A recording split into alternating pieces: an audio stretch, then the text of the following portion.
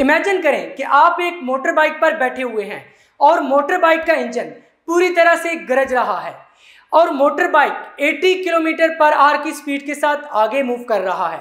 अगर यहां पर मैं आपसे पूछता हूं कि मोटर बाइक की वेलोसिटी कितनी है, तो आप क्या कहेंगे? सर, मोटर बाइक की वेलोसिटी 80 किलोमीटर पर आवर है और ये आगे की तरफ मूव कर रहा है। यहीं पर अगर मैं आपसे ये पूछता हूं कि मोटर बाइक के व्हील की वेलोसिटी कितनी है, वो तो रोटेट कर रहा है, इसलिए उसकी एंगुलर वेलोसिटी होगी। तो यहां पर मोटर बाइक की व्हील की जितनी ज्यादा एंगुलर वेलोसिटी होगी, इतनी ही ज्यादा लीनियर वेलोसिटी के साथ वो आगे मूव करेगा। तो इसका मतलब यह है कि मोटर बाइक की व्हील की जो एंगुलर वेलोसिटी है और मोटर बाइक की जो लीनियर वेलोसिटी है, ये एक दूसरे पर डिपेंड कर रही है। एक के कम होने की वजह से दूसरी भी कम होगी, एक के बढ़ने की वजह से दूसरी भी बढ़ेगी। तो यहां से मालूम ये हुआ कि इन दोनों के दरमियान कोई ना कोई दोस्ती है।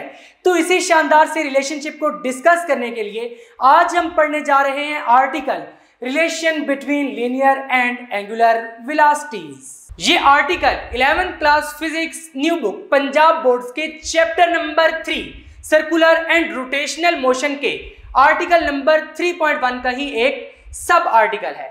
इससे पहले कि आज के इस लेक्चर को स्टार्ट करें, अगर अभी तक आपने फिजिक्स इनसाइड आउट को सब्सक्राइब नहीं किया तो जल्दी से सब्सक्राइब करके बेल आइकन के बटन को क्लिक कर दें, ताकि जैसे ही नेक्स्ट लेक्चर्स अपलोड हो आपको साथ के साथ नोटिफिकेशंस मिलते रहें और आप एग्जाम की बहुत ही अच्छे से तैयारी करके बहुत ही अच्छे मार्क्स ले सकें। तो चलिए आज के इस लेक्चर को स्टार्ट करते हैं। Relation between angular and linear velocities को समझने के लिए मान लीजिए कि ये वाली बॉडी एक रिजिड बॉडी है। ये यहां पर ये जो आपको नजर आ रही है, ये एक रिजिड बॉडी है, एक ही बॉडी है ये, और यहां पर ये एक्सिस ऑफ रोटेशन है और ये बॉडी इस तरह से रोटेट कर रही है। कुछ इस तरह से विजुअलाइज कीजिए। लेट्स से ये एक रिजिड बॉडी है और ये एक्सिस ऑफ रोटेशन है। ये बॉडी कुछ इस तरह से रोटेट कर रही है, यहां पर ये इस तरह से। पहले तो क्वेश्चन आता है कि रिजिड बॉडी होती क्या है? तो भाई रिजिड बॉडी एक ऐसी बॉडी होती है जिस पर जितनी भी फोर्स अप्लाई की जाए उसमें कोई डिफॉर्मेशन ना हो। अगर मैं फिजिक्स की लैंग्वेज में बात करूं तो इस बॉडी पर अगर मैं एक पॉइंट यहां पर कंसीडर करूं और दूसरा पॉइंट यहां पर, लेट्स से मैं इस पर 2 पॉइंट्स कंसीडर कर रहा हूं और मैं कहूंगा कि ये बॉडी रिजिड बॉडी है, अगर इस पर फोर्स अप्लाई करने के बावजूद भी इन 2 पॉइंट्स के दरमियान जो डिस्टेंस है वो चेंज ना हो, यानी 2 पॉइंट्स के दरमियान जो डिस्टेंस है वो फिक्स रहेगा, चाहे आप कोई फोर्स वगैरह अप्लाई करें या कोई भी टास्क वगैरह इस पर एक्ट कर रही हो, जो डिस्टेंस बिटवीन 2 पॉइंट्स है वो चेंज नहीं होगा। इस तरह की बॉडी को हम कहते हैं रिजिड बॉडी।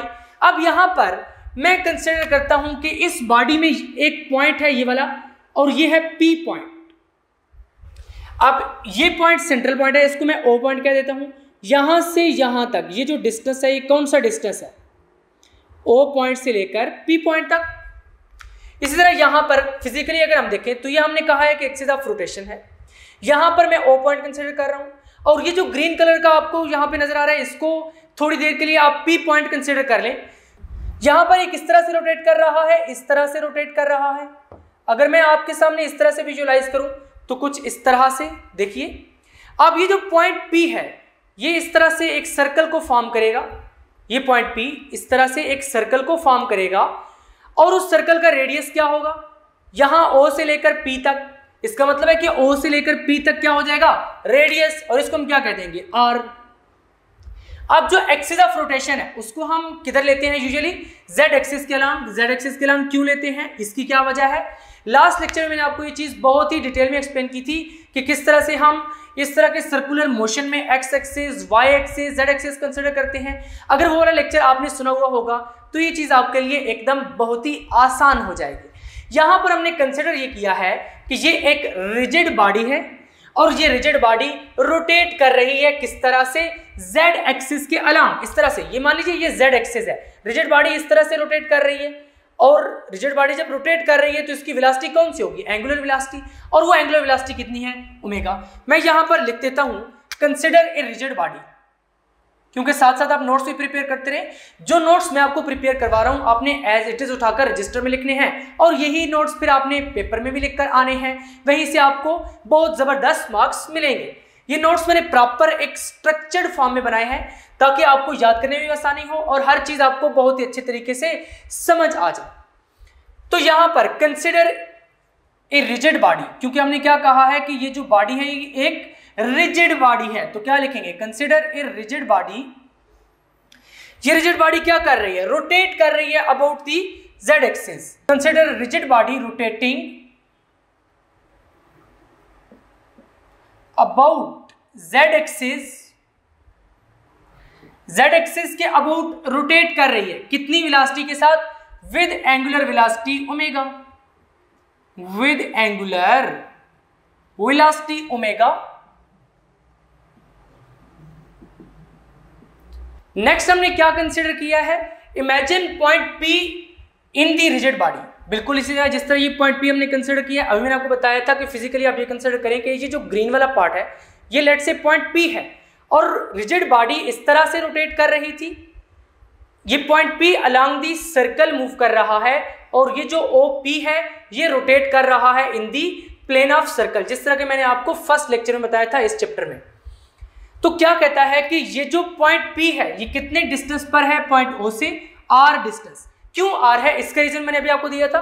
देखिए ये पॉइंट P क्या कर रहा है, ये जब मूव करता है तो एक सर्कल फॉर्म करता है, यहां पर ये पॉइंट O था, तो इस सर्कल का जो रेडियस है वो कितना बनेगा, R बनेगा। O से P तक फिर जो डिस्टेंस होगा वो कितना होगा, R। अब हमने इसको क्या कहा है, perpendicular distance R from the axis of rotation. देखिए ये axis of rotation along the z axis, यहां पर ये OP इसके परपेंडिकुलर है एक्सिस ऑफ रोटेशन के, लिहाजा हमने इसको क्या कहा है, perpendicular distance from the axis of rotation. The point P moves along circle with a linear velocity v, but the line OP rotates with angular velocity omega. बहुत ही इंपॉर्टेंट लाइन है ये लाइन, अगर समझ आ गई तो समझे आपको relation between angular and linear velocities वाला आर्टिकल समझ आ चुका है। इसलिए बहुत ही गौर से सुनना है कि क्या लाइन है। कहता है कि point P along the circle move करता है। देखें यहां पर हमने O पॉइंट कंसीडर किया है जिस तरह यहां पे किया है, यहां पर ये वाला पॉइंट P कंसीडर किया है। बॉडी कुछ इस तरह से रोटेट कर रही है, इसी को अगर मैं यहां पर इस तरह से रखूं तो ये इस तरह से कुछ बनेगा। अब पॉइंट P क्या कर रहा है, अलोंग दी सर्कल मूव कर रहा है और OP क्या कर रहा है, ये इन दी प्लेन ऑफ सर्कल मूव कर रहा है। OP की जो वेलोसिटी होगी ये कौन सी होगी, एंगुलर वेलोसिटी, बट जो पॉइंट P की वेलोसिटी होगी वो लीनियर वेलोसिटी होगी। ऐसा क्यों होगा, देखिए यहां पर थोड़ा सा समझते हैं। ये वाली जो डायग्राम है ये नीट डायग्राम है, आपने अपने नोट्स में इस तरह साथ प्रॉपर बनानी है, बट ये वाली डायग्राम रफ डायग्राम है जो मैं यहां पर बना रहा हूं जस्ट आपको समझाने के लिए। मान लीजिए कि ये सर्कल का सेंटर पॉइंट है और यहां पर पॉइंट P है, यानी ये O पॉइंट है और ये P पॉइंट है। यहां पर ये इस तरह से रोटेट कर रहा है, ये जो OP है, देखिए यहां पर इस तरह से है ये OP, ये डिस्टेंस कितना है R, बिल्कुल जिस तरह यहां पर था। अब OP यहां से रोटेट करके लेट से यहां पर पहुंचा है, ये भी डिस्टेंस कितना है R, इसको मैं P1 कह देता हूं। यानी OP यहां से रोटेट करके यहां पर गया है, तो सेंटर ऑफ द सर्कल पर एक एंगल सबटेंड होता है थीटा, ये एंगुलर डिस्प्लेसमेंट है। इसलिए OP की जो वेलोसिटी होगी वो कौन सी वेलोसिटी होगी, एंगुलर वेलोसिटी, क्योंकि OP ने सेंटर ऑफ द सर्कल पर एक एंगल सबटेंड किया थीटा। इसकी डिस्प्लेसमेंट क्योंकि एंगुलर डिस्प्लेसमेंट है इसलिए यहां पर वेलोसिटी कौन सी होगी, एंगुलर वेलोसिटी। बट ये जो पॉइंट P है ये अलोंग द सर्कल मूव कर रहा है, यहां से यहां तक की डिस्टेंस को हम क्या कहते हैं, आर्क लेंथ S। ये ऑलरेडी मैं आपको लास्ट लेक्चर में बहुत ही डिटेल में बता चुका हूं, S equal to R theta, जब मैंने आपको पढ़ाया था कि आर्क लेंथ का मतलब क्या है। देखिए ये जो S है आर्क लेंथ, अब इसका यूनिट क्या है, मीटर, क्योंकि लेंथ है मीटर यूनिट है। याद रखिए जब भी डिस्प्लेसमेंट का यूनिट ना मीटर हो वहां पर वो लीनियर डिस्प्लेसमेंट होती है, और जब डिस्प्लेसमेंट थीटा में हो या उसका यूनिट रेडियन हो तो वहां पर वो एंगुलर डिस्प्लेसमेंट होती है। यहां पर क्योंकि इस S का यूनिट मीटर है इसलिए क्या होगी, लीनियर डिस्प्लेसमेंट। इसका मतलब है कि point P linear displacement perform कर रहा है, तो हमने यही लिखा है the point P moves along circle with a linear velocity, क्योंकि इसकी डिस्प्लेसमेंट लीनियर डिस्प्लेसमेंट है इससे इसकी जो वेलोसिटी होगी वो क्या होगी, लीनियर वेलोसिटी। तो हमने क्या लिखा है, P moves along circle, along the circle move कर रहा है with a linear velocity V, linear velocity V के साथ, क्योंकि लीनियर वेलोसिटी को V से रिप्रेजेंट करते हैं। इस तरह हम last chapter force and motion वाले चैप्टर में वेलोसिटी को रिप्रेजेंट करते रहे हैं। But the line OP rotates, लेकिन ये जो लाइन OP है ये रोटेट करती है और यहां पर एंगल थीटा बनता है, यानी एंगुलर डिस्प्लेसमेंट होती है। इसलिए OP की जो वेलोसिटी है ये कौन सी होगी वेलोसिटी, एंगुलर वेलोसिटी। अब देखें यहां पर हुआ क्या है, इस रिजिड बॉडी ने रोटेट किया है जब रोटेट किया है तो हमने कहा था यहाँ पर पॉइंट O है, यहाँ पर पॉइंट P है, point P along the circle move कर रहा है, इसकी वेलोसिटी क्या है, लीनियर वेलोसिटी v, और ये जो OP है ये रोटेट कर रहा है, यानी जब यहाँ पर था यहाँ से यहाँ पर गया तो नीचे वाले के साथ एंगल थीटा बना, जिस तरह यहाँ पर, क्योंकि थीटा क्या है, एंगुलर डिस्प्लेसमेंट है, इसलिए OP की जो वेलोसिटी होगी वो एंगुलर वेलोसिटी होगी, यानी यहाँ पर भी एकदम एंगुलर वेलोसिटी और लीनियर वेलोसिटी दोनों का कंसेप्ट आ चुका है। जब दोनों आ चुकी हैं तो ऑब्वियसली इनके दरमियान कोई ना कोई रिलेशन होगा, क्योंकि देखें यहाँ पर जितना ज्यादा थीटा होगा इतना ही ज्यादा यहाँ पर S होगा, या यहाँ पर जितना ज्यादा S होगा ऑब्वियसली ये लाइन इतनी ऊपर हो जाएगी, थीटा इतना ज्यादा हो जाएगा। इसका मतलब है कि जो लीनियर वेलोसिटी और एंगुलर वेलोसिटी इनके दरमियान रिलेशन है, तो उसी रिलेशन को तो हमने डिस्कस करना है। अब यहां तक आपको इतनी बात समझ आ चुकी कि किस तरह से point P along the circle linear velocity के साथ मूव कर रहा है और किस तरह से OP रोटेट कर रहा है एंगुलर वेलोसिटी के साथ। अब यहां पर जरा एक और डायग्राम कंसीडर करते हैं। यहां पर अब हमने ये एक सर्कुलर पाथ कंसीडर किया है।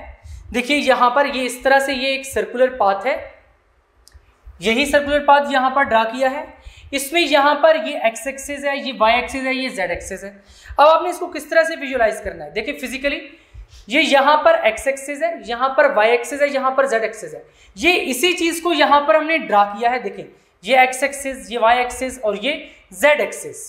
इसको विजुअलाइज करना बहुत जरूरी है क्योंकि बहुत सारे स्टूडेंट्स इसको समझ नहीं पाते। आपने इसको बहुत ही ध्यान से समझना है। यहां पर ये एक्स एक्सिस, ये वाई एक्सिस और ये जेड एक्सिस। अब देखिए कहता है कि ये जो OP है इसको हमने पहले OP1 का है, फिर OP2 का है, यानी P1 से P2 तक इस पॉइंट P ने मूव किया है। किस तरह से, ये O पॉइंट है सेंटर पर, यहां पर ये वो रिजिड बॉडी है जो रोटेट कर रही है, तो OP यहां पर ये पॉइंट O और यहां पर कौन सा पॉइंट होगा, P पॉइंट। हम ये कंसिडर कर रहे हैं कि यहां पर इस बॉडी ने इस तरह से मूव किया, यहां तक पहुंची तो OP1, फिर थोड़ा आगे मूव किया तो OP2, यानी ये वाला पॉइंट P1, ये वाला P2, इसी तरह यहां पर भी ये वाला पॉइंट P1 और ये वाला पॉइंट P2।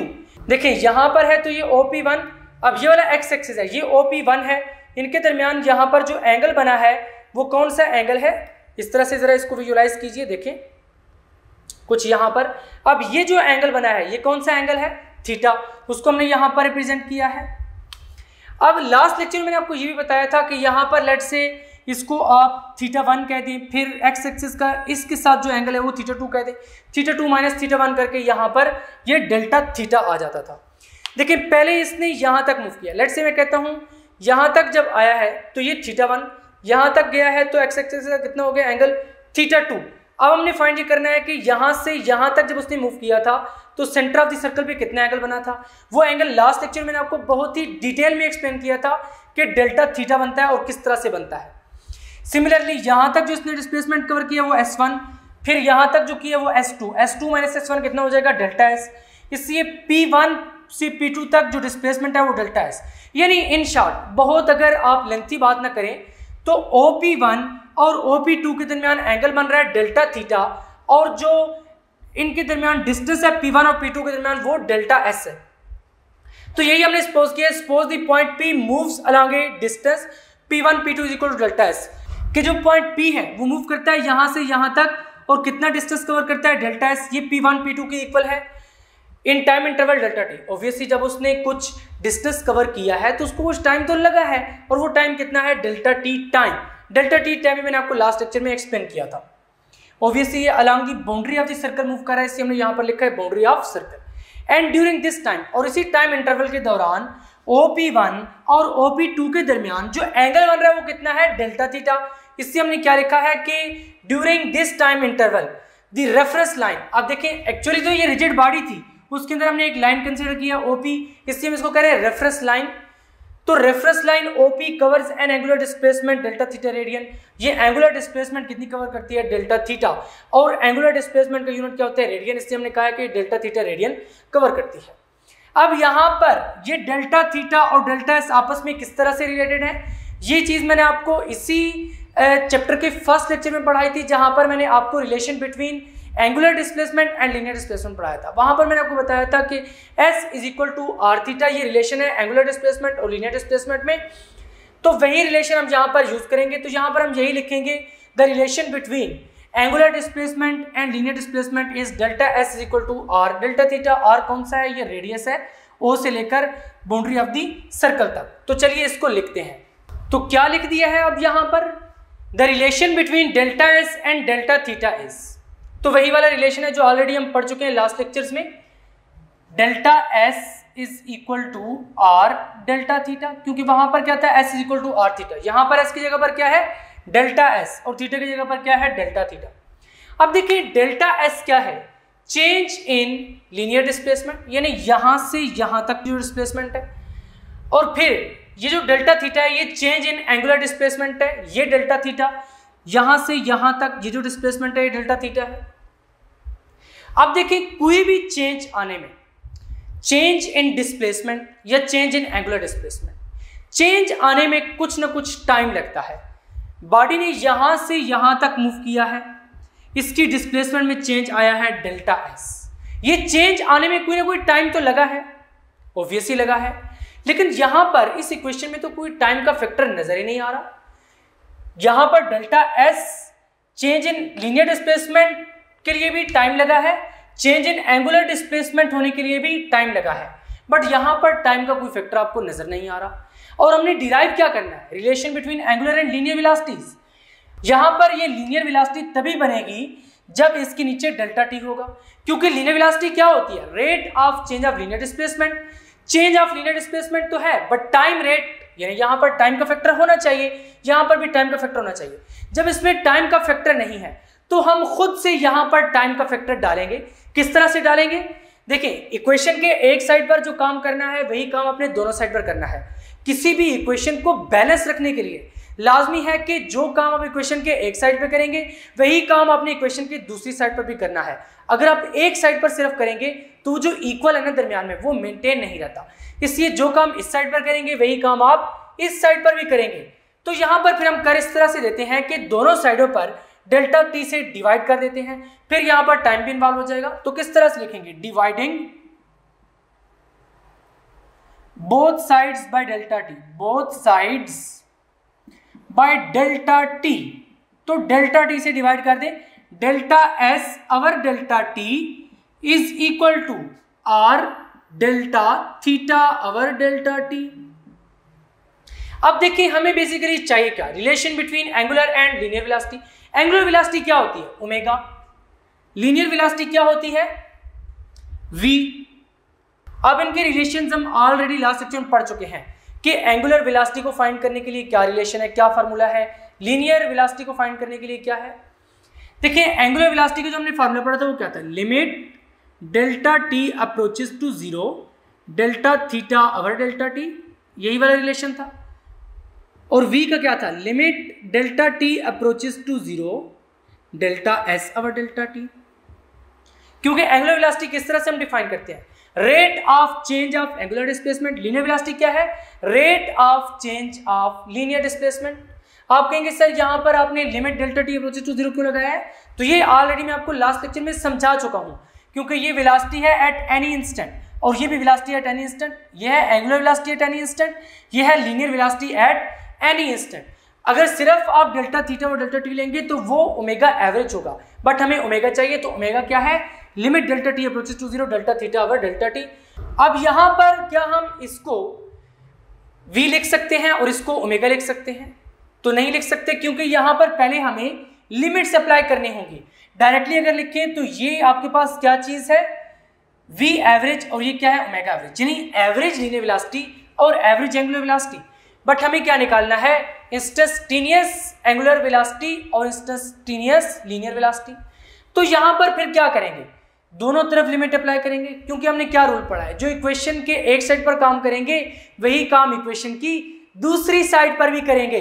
तो इक्वेशन की एक साइड पर क्या करने लगे हैं, लिमिट अप्लाई करने लगे हैं, delta T approaches to zero.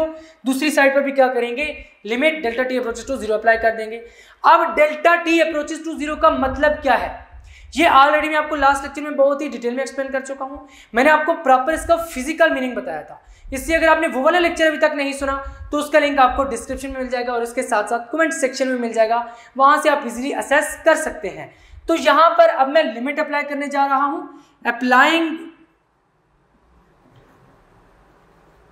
Limit, क्या लिमिट भाई, limit delta T approaches to zero. तो अप्लाई कर दें, limit delta T approaches to zero, delta S over delta T is equal to limit delta T approaches to zero R delta theta over delta T. अब ये वाला जितना काम है ये सारे का सारा रफ वर्क है, इसको आपने नीट वर्क नहीं कंसिडर करना। ये जो डायग्राम है ये नीट है, ये नीट वर्क है, इसको आपने नीट जगह पर ही बनाना है और पेपर में भी इसको साथ आपने बनाना है। अब यहां पर ये वाली चीज क्या है आपके पास, v के इक्वल है यानी लीनियर वेलोसिटी के। यहां पर अब ये जो r है इसको अगर हम बाहर ले आए तो किस तरह से लिखेंगे, क्योंकि लिमिट के साथ उसका लेना देना नहीं है। Limit delta T approaches to zero, delta S over delta T is equal to r limit delta T approaches to zero, delta theta और डेल्टा टी। तो यहां पर अब ये वाला जो फैक्टर है किसी इक्वल है v के लीनियर वेलोसिटी के, और ये वाला जो फैक्टर है किसी इक्वल है एंगुलर वेलोसिटी के।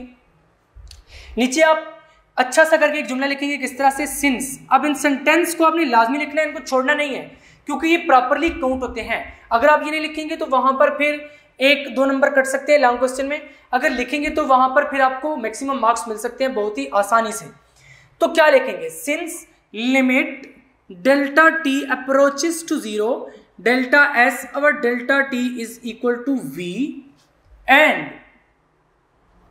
Limit delta T approaches to zero, delta theta over delta T is equal to omega के इक्वल है ओमेगा कमसो, इसलिए क्या हो जाएगा, ये जो चीज है इसको हम क्या लिख देंगे, v is equal to r, इसी तरह से रहेगा, इसको क्या लिख देंगे, ओमेगा। तो यहां पर v क्या है, ये आपके पास लीनियर वेलोसिटी है, ओमेगा क्या है, ये एंगुलर वेलोसिटी है। तो ये वाला जो फार्मूला है ये आपको रिलेशन प्रोवाइड कर रहा है एंगुलर और लीनियर वेलोसिटी के दरमियान। तो यहां पर इसको आप एक डब्बे में बंद कर दें। This is relation between, this is the relation between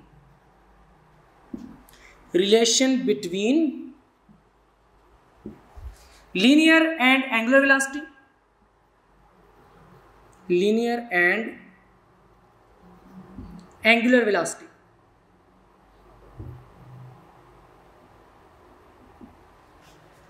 अब देखें, अगर इसी चीज को हम वेक्टर फॉर्म में लिखें तो इसको कुछ इस तरह से लिख सकते हैं, इन वेक्टर फॉर्म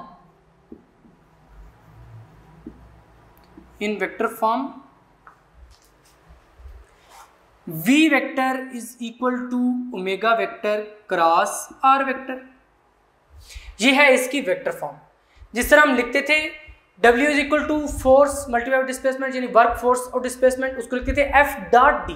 इस तरह यहां पर v is equal to r omega है, इसको हम लिखते हैं वेक्टर फॉर्म में v vector is equal to omega vector cross r vector. अब ये क्रॉस वेक्टर क्या चीज है, यहां पर क्रॉस कैसे आता है, ये ऑलरेडी मैं आपको cross product of two vectors वाले लेक्चर में बहुत ही डिटेल में एक्सप्लेन कर चुका हूं कि क्रॉस प्रोडक्ट की फिजिकल सिग्निफिकेंस क्या है और जहां पर हम क्रॉस लगाते हैं वहां पर क्रॉस क्यों लगाते हैं।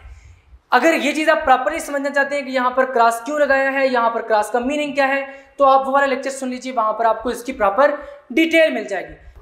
यहां पर अब एक और क्वेश्चन भी बन सकता है कि हमने इसको r क्रॉस ओमेगा क्यों नहीं लिखा, वो भी तो लिख सकते थे। लेकिन याद रखें जो वेक्टर प्रोडक्ट है वो कम्यूटेटिव नहीं होता, ये इसकी प्रॉपर्टी है, वो आपको पढ़ाई थी।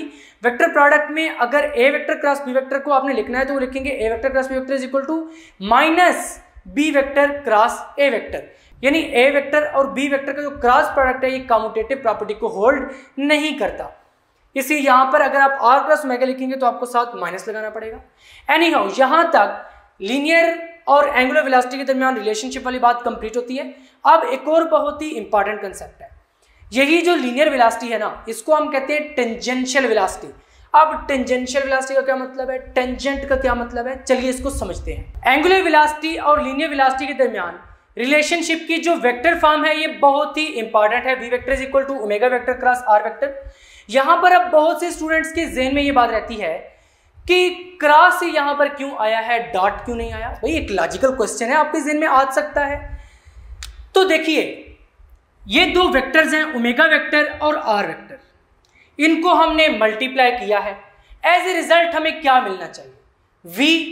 जब v मिल रहा है तो v क्या है, ये एक वेक्टर क्वांटिटी है और प्रोडक्ट ऑफ टू वेक्टर्स में एक प्रोडक्ट की टाइप ऐसी है जिसमें जब दो वेक्टर्स को मल्टीप्लाई किया जाता है तो रिजल्टेंट क्वांटिटी वेक्टर होती है और उसको हम कहते हैं वेक्टर प्रोडक्ट। क्योंकि यहां पर रिजल्टेंट क्वांटिटी वेक्टर है इसलिए यहां पर ये क्रॉस प्रोडक्ट हमने लिया है।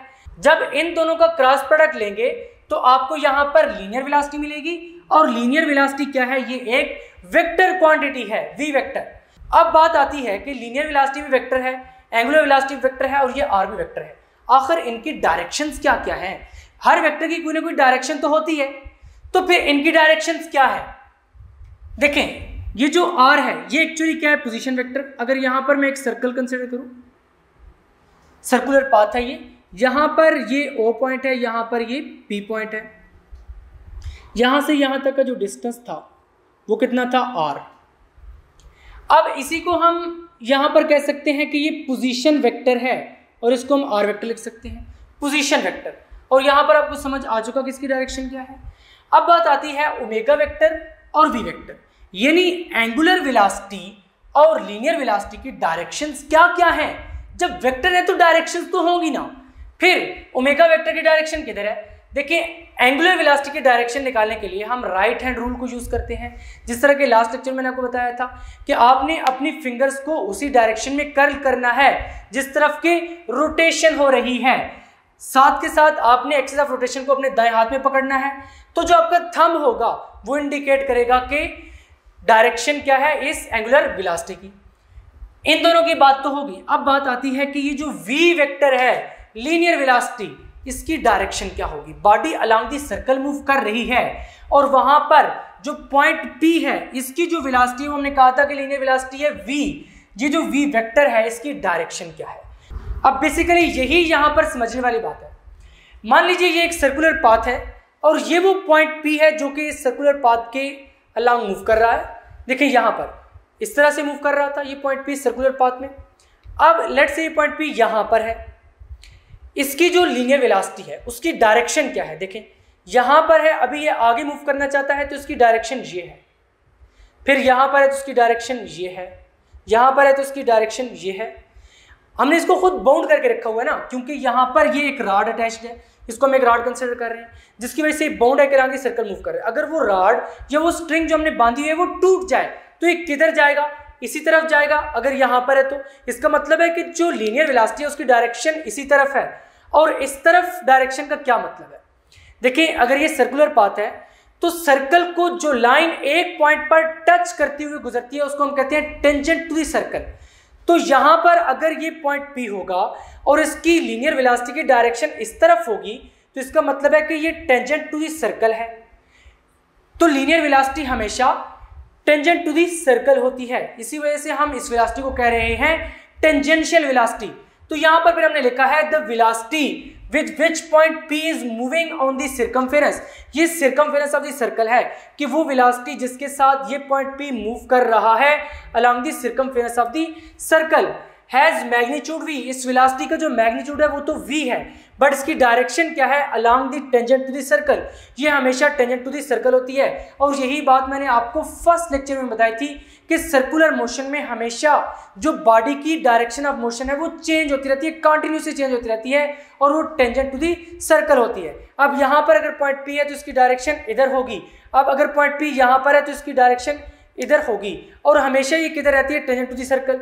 अगर पॉइंट P यहाँ पर है तो इसकी डायरेक्शन किधर होगी, यहाँ पर होगी। अगर यहाँ पर है तो डायरेक्शन कुछ इस तरफ होगी, यानी हमेशा डायरेक्शन किधर होगी, टेंजेंट टू द सर्कल। जब इस वेलोसिटी की डायरेक्शन हमेशा टेंजेंट टू द सर्कल होगी, so the linear velocity of point P is also known as tangential velocity. जब ये टेंजेंट टू द सर्कल है तो इसी वजह से हम क्या कह रहे हैं कि जो वेलोसिटी है ये कौन सी है, टेंजेंशियल वेलोसिटी। इस लीनियर वेलोसिटी की डायरेक्शन हमेशा किधर होगी, always along the tangent to the circle, यानी टेंजेंट टू सर्कल के अलोंग होगी, जिसकी वजह से इस लीनियर वेलोसिटी को हम क्या कहते हैं, टेंजेंशियल वेलोसिटी। तो यहां से टेंजेंशियल वेलोसिटी वाला कंसेप्ट भी आपको अच्छे तरीके से समझ आ चुका है। अब बात आती है कि जिस तरह लीनियर वेलोसिटी और एंगुलर वेलोसिटी आपस में रिलेटेड हैं, इसी तरह लीनियर एक्सेलरेशन और एंगुलर एक्सेलरेशन भी आपस में रिलेटेड है। लीनियर और एंगुलर एक्सेलरेशन के दरमियान रिलेशन को डिस्कस करने के लिए एक छोटा सा पॉइंट समझना जरूरी है, और वो पॉइंट क्या है। देखें, यहां पर अभी हमने ये कहा था कि जो OP है वो रोटेट कर रहा है और उसकी वेलोसिटी कितनी है, ओमेगा। और ये जो पॉइंट P है ये on the circumference of the circle move कर रहा है और इसकी वेलोसिटी क्या है, लीनियर वेलोसिटी v, और इनके दरमियान रिलेशन क्या है, v is equal to r omega. यहां पर OP की वेलोसिटी जब ओमेगा थी, यानी एंगुलर वेलोसिटी ओमेगा थी, उस वक्त P की वेलोसिटी क्या थी, लीनियर वेलोसिटी v। अब अगर मैं यहां से ये बात कहूं कि जब इस OP की एक्सेलरेशन, एंगुलर एक्सेलरेशन अल्फा होगी, तो उस वक्त इस पॉइंट P की एक्सेलरेशन लीनियर एक्सेलरेशन होगी और उसको हम क्या कहेंगे, a। यहां पर मैंने आपको क्या बताया था कि ये जो v है, लीनियर वेलोसिटी, इसकी डायरेक्शन क्या है, टेंजेंट टू द सर्कल, क्योंकि ये जो पॉइंट P है ये on the circumference of circle move कर रहा है और इसकी वेलोसिटी की जो डायरेक्शन है वो क्या है, टेंजेंट टू द सर्कल, यानी अलोंग द टेंजेंट है। तो फिर इस वेलोसिटी को हमने क्या कहा था, टेंजेंशियल वेलोसिटी vt। सिमिलरली यहां पर जो लीनियर एक्सेलरेशन होगी इसको भी हम at लिख सकते हैं, यानी टेंजेंशियल एक्सेलरेशन। इसी यहां पर हमने क्या लिखा है, the relation v is equal to r omega shows that, कि ये जो relation v is equal to r omega है ये शो कर रहा है कि जब अल्फा क्या होगा, एंगुलर एक्सेलरेशन होगी OP की, तो उस वक्त at क्या होगी, टेंजेंशियल एक्सेलरेशन होगी इस पॉइंट P की। क्योंकि यहां पर हमने यही कहा था कि जो ओमेगा है ये इस OP की एंगुलर वेलोसिटी है और उस वक्त इस पॉइंट P की जो लीनियर वेलोसिटी है वो vt यानी टेंजेंशियल वेलोसिटी है। तो यहां पर भी हमने उसी के पैटर्न पे बात की है कि अगर अल्फा आपके पास क्या होगी, एंगुलर एक्सेलरेशन होगी इस OP की, तो उस वक्त पॉइंट P की जो लीनियर एक्सेलरेशन या टेंजेंशियल एक्सेलरेशन होगी वो at होगी। तो यहां पर हमने ये लिखा है, if reference line OP is rotating with N angular acceleration alpha, कि जो रेफरेंस लाइन OP है ये अगर रोटेट करेगी एंगुलर एक्सेलरेशन अल्फा के साथ, तो ये जो पॉइंट P है इसकी लीनियर और टेंजेंशियल एक्सेलरेशन होगी जिसको हम at से रिप्रेजेंट करेंगे। तो यहां तक ये बात आपको समझ आ चुकी है। अब अगर हम ये कंसिडर करें कि जो v है वो डेल्टा v है और जो ओमेगा है वो डेल्टा ओमेगा है, तो फिर यहां पर कैसे लिखेंगे, if we consider changes in linear and angular velocities, we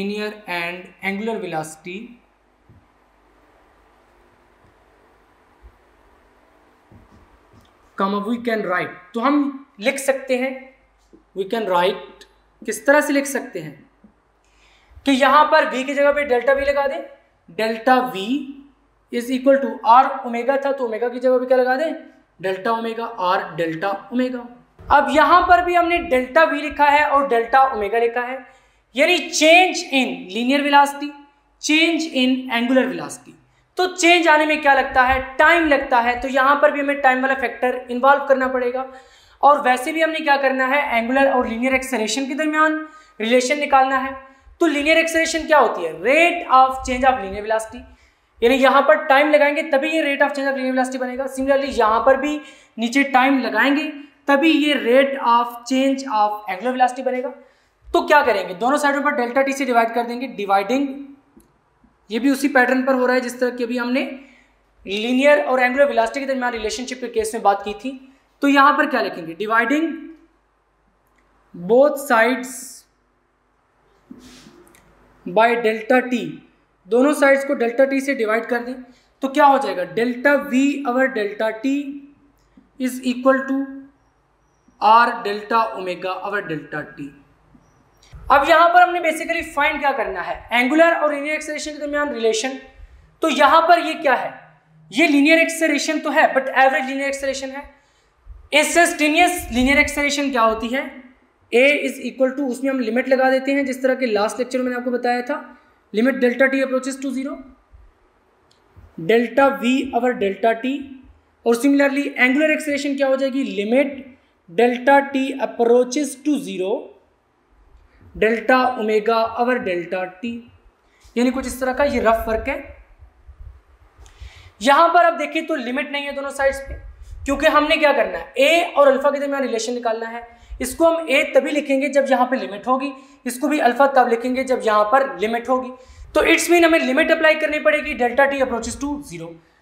तो कर देते हैं, applying limit applying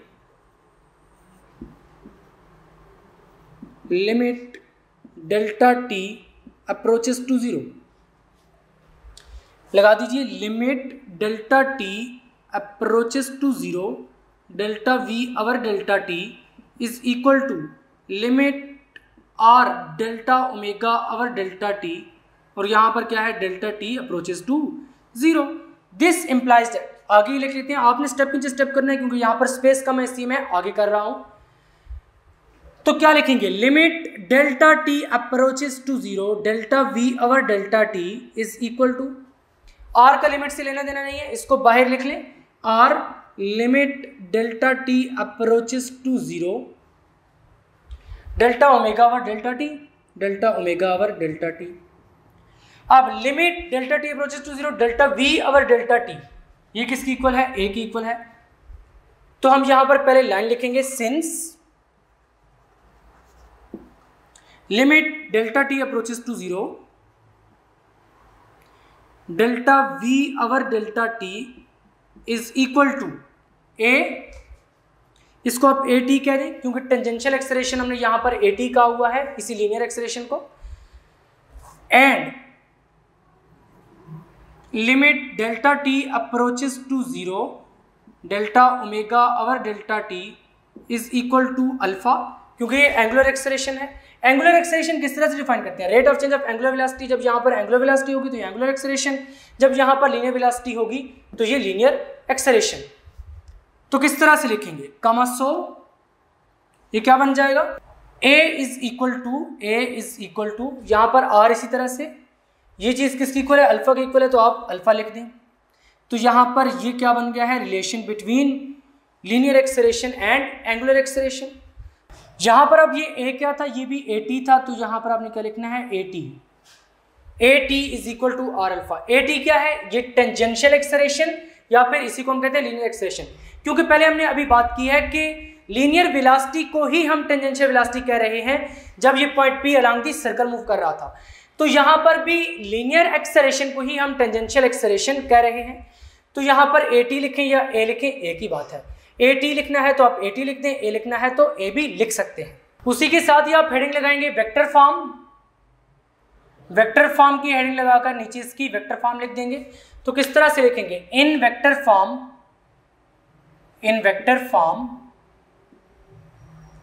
A vector is equal to alpha vector cross R vector, जिस तरह भी हमने लिखा था यहां पर v vector is equal to omega vector cross R vector. Similarly यहां पर हम लिख रहे हैं a vector is equal to alpha vector cross R vector. अब ये क्या है, cross product between angular acceleration and position vector. अब यहां पर ये जो क्रॉस प्रोडक्ट है ये भी हमने इसीलिए लिया है क्योंकि ये जो एक्सेलरेशन है यानी इस प्रोडक्ट का जो रिजल्ट है वो भी एक वेक्टर क्वांटिटी है, यहां पर क्या है, क्रॉस प्रोडक्ट. यहां पर अब नेक्स्ट चीज हमें ये डिस्कस करनी पड़ेगी कि ये जो एंगुलर एक्सेलरेशन है इसकी डायरेक्शन क्या होगी. तो देखिए एंगुलर एक्सेलरेशन की डायरेक्शन भी आप राइट हैंड रूल से ही फाइंड करते हैं जिस तरह लास्ट लेक्चर में मैंने आपको बताया था, बट उसमें एक और पॉइंट भी साथ है कि अगर एंगुलर वेलोसिटी डिक्रीज हो रही है, जैसे यहां पर लेट से मैं एक सर्कुलर पाथ कंसीडर करता हूं, ये पॉइंट P है यहां पर और यहां पे ये पॉइंट O है, ये पॉइंट P इस तरह से मूव कर रहा है अलोंग दी सर्कल. यहां पर अब अल्फा की डायरेक्शन को डिस्कस करने के लिए यानी एंगुलर एक्सेलरेशन की डायरेक्शन को डिस्कस करने के लिए दो केसेस आ जाते हैं. किस तरह से, देखें एंगुलर एक्सेलरेशन क्या है, rate of change of angular velocity यानी OP. अगर OP की वेलोसिटी चेंज हो रही है तभी एंगुलर एक्सेलरेशन होगी, अगर इसकी एंगुलर वेलोसिटी कांस्टेंट रही फिर तो एंगुलर एक्सेलरेशन होगी नहीं. इसका मतलब है कि यहां पर चेंज तो हो रही है. अब चेंज की दो सूरतें हो सकती हैं, या तो इंक्रीज हो सकता है या फिर डिक्रीज हो सकता है. यहां पर अगर इस OP की एंगुलर वेलोसिटी जो है वो इंक्रीजिंग के केस में हो तो राइट हैंड रूल क्या सजेस्ट करता है कि इस तरफ यहां पर अपने फिंगर्स को कर्ल करना है, एक्सिस ऑफ रोटेशन को दाएं हाथ में पकड़ना है, तो जो आपका थंब है वो इंडिकेट करेगा कि डायरेक्शन क्या है. इस केस में यानी इंक्रीजिंग एंगुलर वेलोसिटी के केस में तो इसकी डायरेक्शन इसी तरफ होगी, बट डिक्रीजिंग के केस में इस थंब से ऑपोजिट होगी। यानी जो ओपी की एंगुलर वेलोसिटी है अगर वो डिक्रीज हो रही है टाइम के साथ साथ, देखिए इंक्रीज हो रही है तब भी एक्सेलरेशन होगी, जब डिक्रीज हो रही है तब भी एक्सेलरेशन होगी, क्योंकि चेंज आ रहा है ना, इंक्रीज हुई है तभी चेंज आया है, डिक्रीज हुआ है तब भी चेंज आया है। जब डिक्रीज हो रही होगी तो फिर थंब से ऑपोजिट साइड पर होगी उस तरफ, अगर इंक्रीज हो रही है तो फिर राइट हैंड रूल के मुताबिक जिधर थंब है उधर ही डायरेक्शन होगी। तो यहाँ पर ये चीज़ आपने अच्छे से याद रखनी है कि इस अल्फा की डायरेक्शन को डिटरमिन करने का क्या रूल है। नेक्स्ट हेडिंग अब आप नोट्स में लगा दीजिए, इक्वेशंस ऑफ एंगुलर मोशन। बहुत ही सिंपल सा काम है, इसमें कोई इतनी बड़ी साइंस नहीं है जिसको रट्टा लगाया जाए, बस आप इसको ध्यान से थोड़ा समझ लीजिए। देखिए यहाँ पर मैं 2 कॉलम्स बना लेता हूँ, यहाँ से एक लाइन लगाते हैं और 2 कॉलम्स बना लेते हैं। इस साइड पर हम लीनियर इक्वेशंस लिख लेंगे, लीनियर इक्वेशंस, और इस साइड पर लिख लेते हैं एंगुलर इक्वेशंस, एंगुलर इक्वेशंस। देखिए लीनियर इक्वेशंस कितनी थी हमारे पास? 3 थी। First equation of motion, second equation of motion and third equation of motion. तो फर्स्ट इक्वेशन ऑफ मोशन क्या थी? Vf is equal to Vi plus AT। ये आपको हर वक्त याद होनी चाहिए। अगर आप चाहते हैं कि फिजिक्स आपको अच्छे तरीके से आती हो तो इक्वेशन ऑफ मोशन को तो आपने बिल्कुल भूलना ही नहीं है। यहां पर सेकंड इक्वेशन ऑफ मोशन क्या है? S is equal to VIT plus half AT square. Third equation of motion क्या थी? 2AS is equal to VF square minus VI square. देखिए एंगुलर मोशन के केस में हम क्या करते हैं, यहां पर ये भी आपकी हेडिंग होगी और ये वाली भी हेडिंग होगी। अब एंगुलर मोशन के केस में रिप्लेस कर देते हैं हम V को ओमेगा के साथ, A को अल्फा के साथ और S को थीटा के साथ। किस तरह से रिप्लेस करते हैं? S को रिप्लेस कर देते हैं थीटा से और V को किससे रिप्लेस करते हैं? ओमेगा से। थर्ड क्या चीज है? एक्सेलरेशन। A को किससे रिप्लेस करते हैं? अल्फा से। यानी लीनियर डिस्प्लेसमेंट को एंगुलर डिस्प्लेसमेंट में बदल देते हैं, लीनियर वेलोसिटी को एंगुलर वेलोसिटी में, लीनियर एक्सेलरेशन को एंगुलर एक्सेलरेशन में। तो यहां पर लिख दीजिए फिर V की जगह पर हमने क्या लिखना है? ओमेगा। तो क्या लिखेंगे? Omega F is equal to omega I plus alpha T। बस बहुत सिंपल सी बात थी, आसानी से बन गई। S को किससे रिप्लेस करना है? थीटा से। Theta is equal to VI तो ओमेगा I हो जाएगा, ओमेगा I। T इसी तरह से प्लस हाफ, A की जगह पर आप क्या लिखेंगे? अल्फा, अल्फा और साथ T स्क्वायर। देखिए T तो दोनों तरफ एक ही है, टाइम तो टाइम ही रहता है, इसलिए तो नहीं चेंज होना, ये T ही रहेगा। अब यहां पर देखिए 2AS है तो 2 अल्फा थीटा हो जाएगा। किस तरह से? 2 alpha theta is equal to VF square mean omega F square minus omega I square. तो यहां पर ये चीज आपको अच्छे से समझ आ चुकी है। अगर आपने अभी तक इन इक्वेशंस ऑफ मोशन के लेक्चर नहीं सुने तो ये मैंने आपको बहुत ही ऑलरेडी डिटेल में एक्सप्लेन कर दी है। इनके लिंक भी आपको डिस्क्रिप्शन में मिल जाएंगे और उसके साथ साथ कमेंट सेक्शन में भी, क्योंकि ये वाली जो इक्वेशंस ऑफ मोशन थी ये बहुत ही इंपॉर्टेंट है। इनकी जो ग्राफिकल मेथड से डेरिवेशन है वो तो बहुत ज़्यादा इंपॉर्टेंट है। आपने इसको बिल्कुल भी स्किप नहीं करना और अच्छे तरीके से इन तीनों इक्वेशंस ऑफ मोशन को समझना है। और फिर इन्हीं इक्वेशन ऑफ मोशन से हम ये भी लिख सकते हैं जो कि एंगुलर इक्वेशंस हैं या फिर इक्वेशंस ऑफ एंगुलर मोशन। तो फाइनली आज के लेक्चर में हमने क्या पढ़ा है? Relation between linear and angular velocity, relation between linear and angular acceleration, और उसके बाद हमने equations of angular motion discuss किए हैं। अब ये जो दोनों आर्टिकल्स थे, relation between linear and angular velocities और relation between linear and angular acceleration, ये बहुत ही इंपॉर्टेंट आर्टिकल्स हैं। इनको शॉर्ट क्वेश्चन में भी पूछा जा सकता है सेपरेटली और दोनों को मिलाकर लॉन्ग क्वेश्चन में भी पूछा जा सकता है। इसलिए आपने इस लेक्चर को भी बहुत ही अच्छे तरीके से तैयार करना है, क्योंकि पेपर में इससे क्वेश्चन आ सकते हैं, लॉन्ग क्वेश्चंस भी और शॉर्ट क्वेश्चंस भी। फाइनली आज का लेक्चर यहाँ पर एंड होता है। अब हम नेक्स्ट लेक्चर में सेंट्रीपिटल फोर्स के बारे में पढ़ेंगे, जो कि एक बहुत ही ज़्यादा इंपॉर्टेंट आर्टिकल है और सबसे ज़्यादा इंटरेस्टिंग आर्टिकल है क्लास 11th फिजिक्स का। उस लेक्चर में हम देखेंगे कि सेंट्रीपिटल फोर्स होती क्या है और फिजिकली इसका मीनिंग क्या है। मैं इस फोर्स को एक मैजिकल फोर्स कहता हूँ, क्योंकि इस फोर्स का जो कंसेप्ट है वो एक बहुत ही इंटरेस्टिंग कंसेप्ट है। तो हम नेक्स्ट लेक्चर में चलकर पढ़ेंगे। अगर अभी तक आपने फिजिक्स इनसाइड आउट को सब्सक्राइब नहीं किया तो जल्दी से सब्सक्राइब करके बेल आइकन के बटन को क्लिक कर दें और आज की इस वीडियो को लाइक करके कमेंट करके बताएं कि आपको आज का लेक्चर कैसा लगा। मिलेंगे नेक्स्ट लेक्चर में। टिल देन टेक केयर, अल्लाह हाफिज।